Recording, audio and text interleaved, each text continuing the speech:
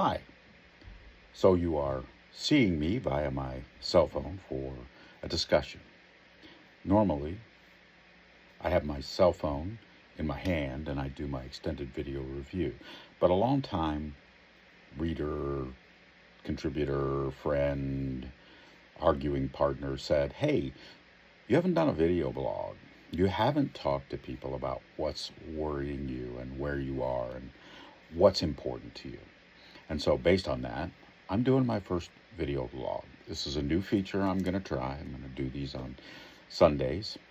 You can see the gray skies from Sunday afternoon. I'm going to try, as I said, to talk about what's bothering me. And right now, the big thing that's bothering me is the projected cut of 47% to the science budget of NASA. And look, I understand that the federal government is expensive. I resent or I am frustrated by the grandiose claims that Social Security is a Ponzi scheme. That concerns me. I've been paying into Social Security for more than 30 years, and I don't appreciate someone saying that. It bothers me. It makes me feel like what I've been doing isn't of value, but it also makes me question where's my money because, by rights, I've paid the maximum into Social Security for more than 20 years, and I would prefer that people not talk about Social Security like that. That's kind of a bad thing. So that's one, right? But the thing that bothers me is not the cuts, because I do believe the federal government needs to make some cuts. I do believe that there are things that are too much in the government, and I'm fine with that. I understand that. What worries me is the strategic or the intelligence behind the cuts. NASA's having its science budget cut by 47% is not a strategic cut. If you think about starting back in 1960 when the space race began, the Soviets put Sputnik up into space and everybody freaked out, right? Everybody got competitive.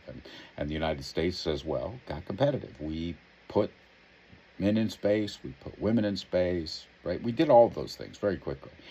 But what people forget is that there are industries that came out of what NASA did in the 60s.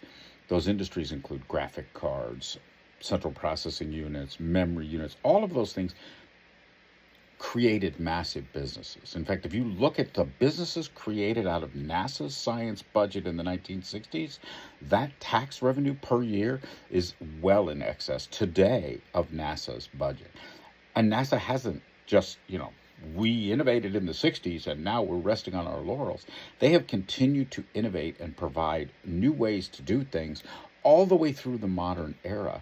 And based on that, it's really important that we consider the fact that NASA is a net plus, right? We spend 28 to 30 billion dollars on NASA outbound in a tax year, and in terms of tax revenue, we get back 35, 40, 50, 60, 70 billion dollars or more.